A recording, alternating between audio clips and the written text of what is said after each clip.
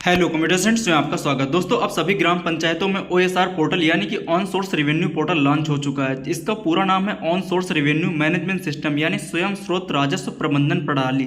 जिस तरह से पीएफएमएस पोर्टल होता है public financial management system, same उसी तरह से कुछ ट्रांजेक्शन को मैपिंग करने के लिए, पारदर्शिता को लाने के लिए पोर्टल यहाँ पे लॉन्च हो चुका है। यानी कि आज के इस वीडियो में हम पूरा आपको दिखाएंगे इस पोर्टल की उपयोगिता, किस तरह से प्रक्रिया उपयोग करने की, जिसमें से ग्राम पंचायत सचिव या ग्राम विकास अधिकारी या ग्राम पंचायत अधिकारी एवं ग्राम प्रधान तथा पंचायत सहायकों को इस पोर्टल में लॉगिन सुविधा दी गई है। वो अपना यहाँ पे पंजीकरण करेंगे यानी अपनी प्रोफाइल बनाएंगे। उसके बाद बैंक लेन देन रिपोर्ट कैसे चेक करेंगे, सीएससी लेन देन रिपोर्ट कैसे देखेंगे, करदाता पंजीकरण और टैक्स कलेक्शन भी इस सुविधा में इसमें दी गई है। तो आज इस वीडियो में पूरा सब कुछ आपको दिखाने का प्रयास करते हैं। थोड़ा सा जान लेते हैं इस पोर्टल के बारे में।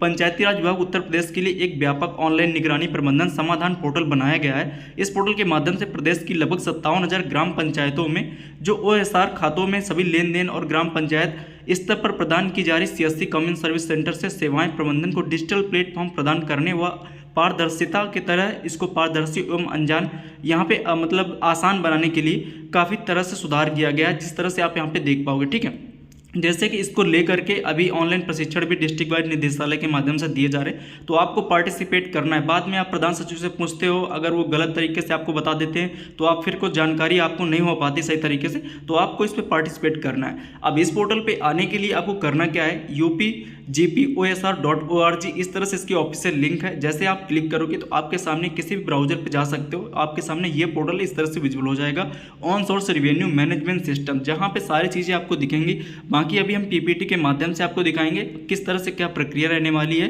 बाकी जब यहाँ पे लाइव आ जाएगा तो हम सारी चीज़ें आपको क्लियर करके नेक्स्ट वीडियो में दिखाते रहेंगे। तो आप हमारे चैनल को सब्सक्राइब भी कर सकते हो। ठीक है, तो चलिए मैं यहाँ पे कुछ पीपीटी के माध्यम से आपको दिखाता हूँ किस तरह से पोर्टल काम करेगा और इसकी प्रक्रिया क्या रहने वाली। जैसे कि ऑनलाइन प्रशिक्षण में भी दिया जा रहा है तो आपको वहाँ भी पार्टिसिपेट करना है। ठीक है, जैसे कि देख सकते हो पंचायत के ओएसआर पोर्टल का उपयोग करने के दी गई यहाँ पे प्रक्रियाओं का पालन करना होगा, जिसमें से पहला यहाँ पे जो टॉपिक कवर होंगे, ओएसआर पोर्टल होम पेज, ग्राम पंचायत लॉगिन, पंचायत पंजीकरण, ग्राम पंचायत लॉगिन प्रोफाइल, बैंक लेन देन रिपोर्ट कैसे देखें, सीएससी लेन देन रिपोर्ट कैसे देखें, करदाता पंजीकरण, कर संग्रह यानी टैक्स कलेक्शन, इतनी सारी चीज़ें इसमें ओएसआर के बारे में क्लियर है। तो इसका जो पहला ही पेज है पीपीटी का, इस तरह से मैंने जो आपको बताया, किसी भी ब्राउजर पर आप जाके आप सर्च कर सकते हो। जो इसकी ऑफिशियल लिंक है आप यहाँ पे देख सकते हो, upgposr.org इस तरह से आप यहाँ पे जब लिंक किसी भी ब्राउजर पे टाइप करोगे तो आपके सामने जो विंडो है कुछ इस तरह से खुल जाएगी, जो आप पहले देख चुके हैं। ठीक है, अब यहाँ पे नीचे आते हैं, आप देख सकते हो इस तरह से ऑन सोर्स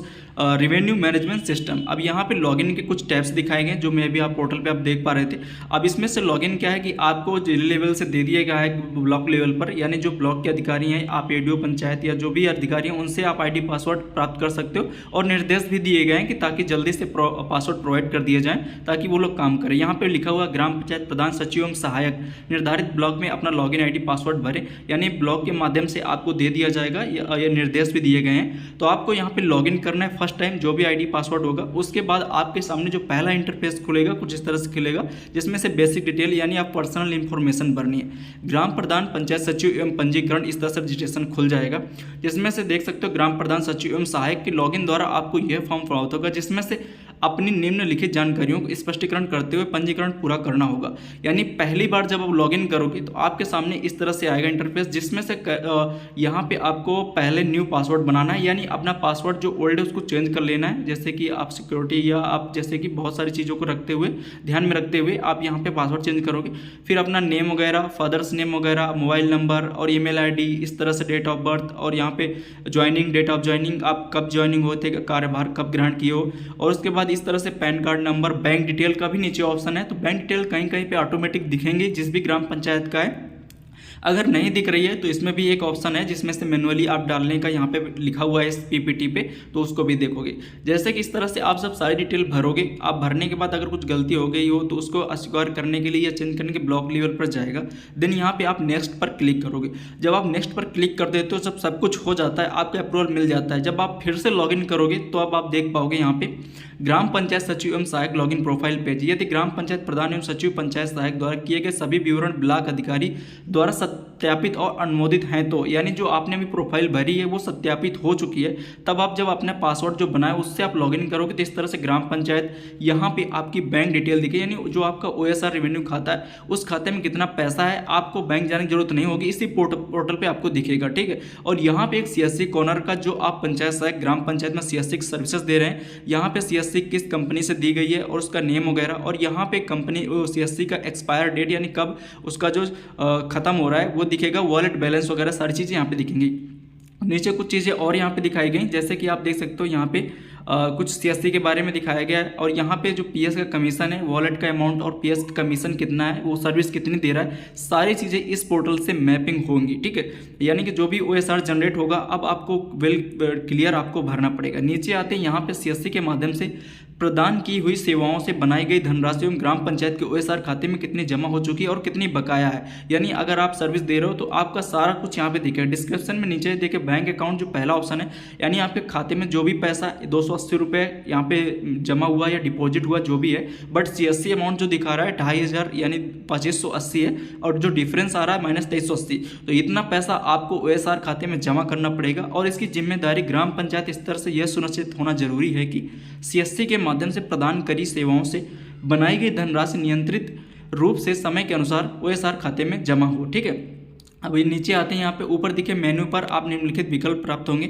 जैसे कि यहाँ तक आपने देख लिया OSR में जमा करने का। जब आप जमा करोगे तो कहीं ना कहीं वॉलेट पे रिचार्ज करने की भी सुविधा आपको इसी पोर्टल से मिलेगी, वो आगे की अपडेट होगी तो हम जरूर आपको यहाँ पे देखेंगे। ठीक है, अब यहाँ पे आते हैं, जैसे अन्य चीज़ को देखने के लिए, जैसे रेवेन्यू मैनेजमेंट, यानी कि आप यहाँ पे जो टैक्स का मैनेजमेंट है वो देख सकते हो, यहाँ पे ट्रांजेक्शन रिपोर्ट देख सकते हो, कलेक्शन एंट्री देख सकते हो, और इसके बाद टैक्स पे रजिस्ट्रेशन है। तो पहला ऑप्शन है रेवेन्यू मैनेजमेंट यानी कि टैक्स मैनेजमेंट का, जिस पे आपको यहाँ पे देखना है कि ये टैक्स मैनेजमेंट कैसे काम करेगा, क्या होता है, करदाताओं के लिए किस तरह से काम करेगा।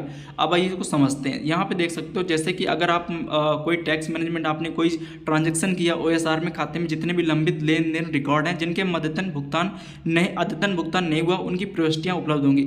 जैसे कि आपने कोई ट्रांजेक्शन किया, अब वो कहाँ से पैसा आया उसकी कोई कैटेगरी आपने डिफाइन नहीं दिया, तो अन कैटेगरी में यहाँ सारे ट्रांजेक्शन आपको नंबर्स भी दिखेंगे, जैसे 31 यहाँ पे नंबर भी लिखा हुआ है, तो आपको यहाँ पे देखने को मिलेगा अन कैटेगरी में। अब इसको आपको अपडेट पर क्लिक करके आपको इसको कैटेगरीज में डालना है कि किस कैटेगरी में, यानी जो इसका हेड है तो आप यहाँ पे हेड वगैरह दोगे, यानी कि आप यहाँ पे जब अपडेट पर क्लिक करोगे तो कुछ इस तरह से विंडो खुलेगी, इसमें से खाता विवरण, राशि जोड़े, अनुभाग, जोड़ी गई राशियाँ, अनुभाग, सारी चीज़ आपको भरनी होंगी। यहाँ पे आपको देख सकते हो हेड देखने को मिलेगा, यानी कैटेगरी का किस तरह से आप सेलेक्ट करोगे, देन यहाँ पे जो भी अमाउंट है उसको डालना होता है। तो यहाँ पे आप देख सकते हो विशेष राशि जोड़ने के लिए आपको हेड यानी मद का नाम आपको सिलेक्ट करना है, और चयन करने के विकल्प को यहाँ पे दिखेगा, क्रेडिट डेबिट, आपको सारी चीज़ें यहाँ पे मेंशन होंगी।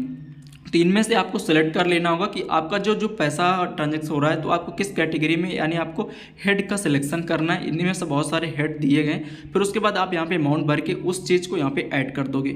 अब आते हैं नीचे, यहाँ पे और भी सारी चीज़ें देखते हैं, तो यहाँ पे हेड का नेम आपका विजुअल हो जाएगा आप जो भी वेरीफाई करोगे।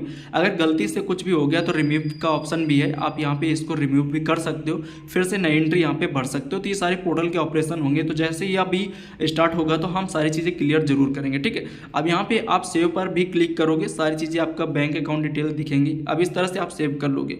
अब आता है दूसरा, यहाँ पे बैंक के लेन देन की रिपोर्ट कैसे चेक करोगे। आप रिपोर्ट को देखने के लिए यहाँ पे आपको, जैसे आप देख सकते हो ट्रांजेक्शन रिपोर्ट के ऑप्शन पे, जैसे कि जो दूसरा वाला टैब है जिस पे आपको क्लिक करना है, इसमें OSR मेन्यू के लेन देन की रिपोर्ट को आप देख पाओगे। जैसे कि अभी तक आपने रेवेन्यू मैनेजमेंट देखा, अब जैसे आप ट्रांजेक्शन रिपोर्ट पर क्लिक करते हो तो यहाँ पे आपका डिस्ट्रिक्ट ब्लॉक सब कुछ दिखेगा। अब यहाँ पे दो टैब्स हैं, जैसे कि बैंक ट्रांजेक्शन और CSC ट्रांजेक्शन, दोनों तरह के ट्रांजेक्शन आप यहाँ पे देख पाओगे और मैपिंग भी हो पाएगी। तो जैसे कि यहाँ पे बैंक ट्रांजेक्शन पे आप जब क्लिक करोगे तो बैंक के ट्रांजेक्शन दिखेंगे, कब कितना पैसा ट्रांसफर हुआ बैंक से, अगर वॉलेट पे रिचार्ज भी होगा इसके माध्यम से तो वो भी यहाँ पे ट्रांजेक्शन पे मैप होगा, तो ये आगे की अपडेट होगी। तो जैसे आप बैंक ट्रांजेक्शन पर क्लिक करोगे तो जितने भी बैंक के ट्रांजेक्शन होंगे वो आपको दिखेंगे। जैसे कि मैं आपको यहाँ पे डेट वगैरह सेलेक्ट करनी, किस डेट से कितना देखना है। जैसे आप क्लिक करोगे बैंक लेन देन के लिए आपको यहाँ पे डेट डाल देना है कि मुझे इतने पीरियड का, टाइम पीरियड का देखना है, तो यहाँ पे डेट डाल दोगे। अब उसके बाद नीचे आपका यहाँ पे डिटेल दिखने के स्टार्ट हो जाएगा कि कब कितना पैसा ट्रांसफर हुआ है और जो भी अमाउंट है वो सारे दिखेंगे। और सभी ट्रांजेक्शन को देखने के लिए यहाँ पे जो ट्रांजेक्शन काउंट नंबर है जैसे 22 लिखा है, तो जब आप इस नंबर पर क्लिक करोगे तो आपके वो सारे ट्रांजेक्शन विजुअल हो जाएंगे, कहाँ से कितना ट्रांजैक्शन हुआ है, पर्टिकुलर ट्रांजैक्शन डिस्क्रिप्शन, उसमें किस लिए पर्पस क्या है, कितना पैसा, ट्रांजैक्शन आईडीज वगैरह, और किस चीज़ के लिए ट्रांजैक्शन का टाइप भी आपको यहाँ पे दिखेगा, अमाउंट तो आपको दिखेगा ही। तो यहाँ पे इस तरह से देख सकते हो। और इस तरह से जो ट्रांजैक्शन का टाइप है, अगर कैटेगरी अन कैटेगरीज में है तो अन कैटेगरीज में दिखेगा, अगर जैसे सीएससी सर्विस का चार्ज है तो यहाँ पे दिखेगा, और इसी तरह से जैसे कि स्वच्छता शुल्क है तो यहाँ पे दिखेगा, वाटर का आपने लिया है, वाटर कलेक्शन टैक्स जो भी लिया है, तो आपको इस तरह से बैंक ट्रांजैक्शन में सारी चीज़ें दिखेंगी। तो आप यहाँ पे देख पाओगे। और इसको अगर प्रिंट भी करना चाहते हो, अगर कोई मांग लेता है आपसे कोई उच्च अधिकारी, तो यहाँ पे एक्सेल शीट पे भी आपको प्रिंट कर सकते हो। नीचे आते हैं यहाँ पे सीएससी लेन देन की रिपोर्ट कैसे देखें, वहीं पे एक दूसरा ऑप्शन है जिसमें से आप देख सकते हो सीएससी की लेन देन रिपोर्ट देखने के लिए आपको बैंक लेन देन रिपोर्ट देखने के समान प्रक्रिया का पालन करना होगा। सेम तरीके से आपको तिथि के अनुसार लेन देन की रिकॉर्ड कीपिंग की यहाँ पे पूरे मिल जाएगा। जैसे अभी आपने बैंक ट्रांजैक्शन को देखा, सेम तरीके से यहाँ पे सीएससी ट्रांजैक्शन का भी एक ऑप्शन है जिस पे आपको क्लिक करना होगा, यहाँ पे देख सकते हो, ठीक है। उसके बाद यहाँ पे आपको नंबर्स दिखेंगे जितने भी आपने सर्विसेज दी हैं, आय, जात, निवास, राशन कार्ड, और यहाँ पे आप from date to date select कर लोगे कि हमें पर्टिकुलर किस डेट टाइम पीरियड का यहाँ पे ट्रांजेक्शन वगैरह सीएससी के देखने हैं। अब जब इस नंबर पर आप क्लिक करोगे तो देख सकते हो कि जो भी आपने सर्विसेज अपने ग्राम पंचायत में अपनी आईडी से दी है, वो सारी सर्विसेज यहाँ पे ऑटोमेटिक मैप कर दी जाएंगी, यानी उसी पोर्टल से यहाँ पे फीड की जाएंगी। और जितना भी डेबिट अमाउंट है, क्रेडिट अमाउंट है, आया गया बेस, सारी चीज़ें यहाँ पे दे रहेंगी। देख सकते हो कास्ट सर्टिफिकेट, डोमिसाइल, वॉलेट में अगर रिचार्ज भी किया जाएगा तो यहाँ पे दिखेगा, यानी इसी पोर्टल के माध्यम से आपका वॉलेट में रिचार्ज होगा, क्योंकि यहाँ पे लिखा हुआ है वॉलेट रिचार्ज का, ठीक है ना। देख सकते हो यहाँ पे वॉलेट रिचार्ज का भी लिखा हुआ है। अब यहाँ आते हैं करदाता पंजीकरण। अब जैसे यहाँ पे देख सकते हो करदाता पंजीकरण का आता है, यानी टैक्स पेयर रजिस्ट्रेशन। जैसे कि ग्राम पंचायत में अगर कोई टैक्स पेयर है, जो ग्राम पंचायत जिसको अगर कुछ ग्राम पंचायत की संपत्ति उसके अंडर में है, तो वो टैक्स जरूर से देगा। तो अब जैसे कि क्या होता है कि जैसे कि टैक्स कलेक्शन बहुत सारे टाइप से हो सकता है। अब जैसे उसका पहले रजिस्ट्रेशन करना होगा तभी आपको टैक्स दे पाएगा। तो इस पोर्टल पे आके टैक्स पेयर रजिस्ट्रेशन में उसका रेफरेंस नंबर आप छोड़ दोगे या तो ऑटोमेटिक भर जाएगा। यहाँ पे नेम फिल करना है, फिर उसके बाद यहाँ पे जो इसका रिलेशन टाइप है फादर एंड हस्बैंड, वो यहाँ पे डालना है, फिर उसके फादर एंड हस्बैंड का नेम डालना है, फिर उसके बाद मोबाइल नंबर वगैरह यहाँ पे सारी चीज़ें फिल करनी है, डेट ऑफ बर्थ उसकी फिल करनी है। इसी तरह से उसकी मतलब बेसिक डिटेल जो भी है टैक्स पेयर की भरनी है। आधार नंबर हो गया, पैन कार्ड नंबर हो गया, बिजनेस टाइप क्या करता है वो, ईमेल आईडी, ऑक्यूपेशन यहाँ पे धंधा व्यवसाय, उसके बाद यहाँ पे जीएसटी नंबर अगर एप्लीकेबल है उस टैक्स पेयर का तो डालोगे। उसके बाद एड्रेस और उसका बिजनेस एड्रेस डाल के यहाँ पे सेव पर क्लिक करना होगा। तो इस तरह से नीचे पूरा जो बेसिक डिटेल है आपको भरना होगा। जब आप इतना सब भर के टैक्स कलेक्शन फॉर्म को सबमिट कर देते हो, सेव कर देते हो, तो आपके सामने कुछ इस तरह से टैक्स कलेक्शन के बाद एक यहाँ पे मैसेज आता है जिसमें सक्सेस का मैसेज आएगा। और इसमें काम की चीज़ें, दो चीज़ें आपको नोट कर लेनी है। इसमें से पंजीकरण सफलतापूर्वक हो गया तो एक संदर्भ संख्या रेफरेंस नंबर जनरेट होता है, और दूसरा जी पैन नंबर। अब ये जी पैन नंबर आपको चालान भरते समय और यहाँ पे जब टैक्स का अब ग्राम पंचायत टैक्स कलेक्शन करेगी उस समय लगेगा, तो आपको इसको बाकायदा नोट करके रख लेना है, ठीक है। अब यहाँ पे संग्रहित प्रस्तुति यानी टैक्स कलेक्शन का जो ऑप्शन है, जैसे कि यहाँ पे संग्रहित प्रविष्टि विकल्प चुनने पर ऊपर यह पेज प्राप्त होगा, जिसका आपको ड्रॉप डाउन मेन्यू में संग्रह का यानी कर टैक्स का किस तरह से, जैसे यहाँ पे कलेक्शन एंट्री वाले जब ऑप्शन पर क्लिक करोगे तो जो टैक्स का या कलेक्शन का टाइप है, टैक्स मतलब ये नॉन टैक्स भी हो सकता है, या टैक्स मतलब जैसे दो यहाँ पे देख सकते हो, ठीक है ना। अब इसमें टैक्स में जो चीज़ें आ रही हैं, जैसे कि आप देखिए पाउंड लीज का जो आप ग्राम पंचायतों में होता है, उसके बाद और भी चीज़ें हैं जैसे कि सैनिटेशन का हो गया, वाटर टैक्स हो गया, सैनिटरी का हो गया, कमर्शियल व्हीकल टैक्स हो गया, गाड़ियों का हो गया। इन तरह के जो टैक्स हैं आप यहाँ पे क्लिक करके भरोगे। जैसे यहाँ पे एग्जांपल के दिखाया गया, अभी आप एक कर में दिखाया गया है कि जैसे कि प्रकार में तालाब का पट्टा का चयन करते हो तो आपको संग्रह प्रविष्टि यानी जो आपको टैक्स कलेक्शन फॉर्म में प्राप्त होगा, जिसमें से आपको निम्नलिखित जानकारी दर्ज करनी पड़ेगी। जैसे कर का प्रकार अभी कर है यानी टैक्स है, नॉन टैक्स नहीं है। उसके बाद तालाब कर यहाँ पे कर का प्रकार है। उसके बाद जी पैन नंबर जो अभी जनरेट हुआ था वो भरना होगा। चालान संख्या यहाँ पे जैसे किसी को चालान यहाँ पे जनरेट करना हुआ ग्राम पंचायत के माध्यम से, तो ये आगे की प्रोसेस होगी, हम बाद में इसको एक्सप्लेन करें किस तरह से होगा। आप यहाँ पे अभी केवल बेसिक से जान लीजिए कि ये पोर्टल इस तरह से इन पोर्टल पे OSR पे ये सारे काम होने वाले हैं। इसमें से यूनिक कोड, चालान संख्या, बाकी डिटेल जो आप यहाँ पे देख पा रहे होगे आप भरोगे, मोबाइल नंबर हो गया, और जैसे कि जो उसका व्यक्ति का जो भी शुल्क होगा, बकाया शुल्क होगा, कितना शुल्क उसको अब जमा करना है, कितना पेंडिंग है, सारी चीज़ें इस पोर्टल पर यहाँ पे बनाई गई हैं, व्यवस्थित की गई हैं, यानी टैक्स पेयर के लिए यहाँ पे सारी चीज़ें रखी गई हैं। उसका एड्रेस यहाँ पे, उसका जो आप देख सकते हो कि जो गणना कर है, उसके बाद यहाँ पे बकाया राशि, और उसके बाद तारीख किस डेट पे वो पे कर रहा है, और यहाँ पे भुगतान राशि कितनी दे रहा है, बकाया ऊपर है कितनी दे रहा है नीचे है। तो इस तरह से सारी चीज़ें यहाँ पे डिफाइन की गई हैं। जो भी ट्रेनिंग और प्रशिक्षण हो रहे हैं जिले निदेशालय स्तर से, आपको उनमें पार्टिसिपेट करना है और चीज़ों को खुद से समझना है, नोट डाउन करना है, ताकि आप भविष्य में इस जो चल रहा है जो मैनेजमेंट सिस्टम में जो शुरू किया गया है, ताकि पारदर्शिता और जो भी गाँव में आम लोगों को जनमान सुविधाएँ मिली वो सही तरीके से चल पाएँ। तो आपको खुद से समझना है, ठीक है। तो आप जरूर से पार्टिसिपेट करिए। अब जैसे ही आईडी पासवर्ड के माध्यम से लॉगिन किया जाएगा तो हम आपको जरूर एक्सप्लेन करेंगे। थैंक्स फॉर वॉचिंग एंड मिलते हैं अगले वीडियो में। धन्यवाद।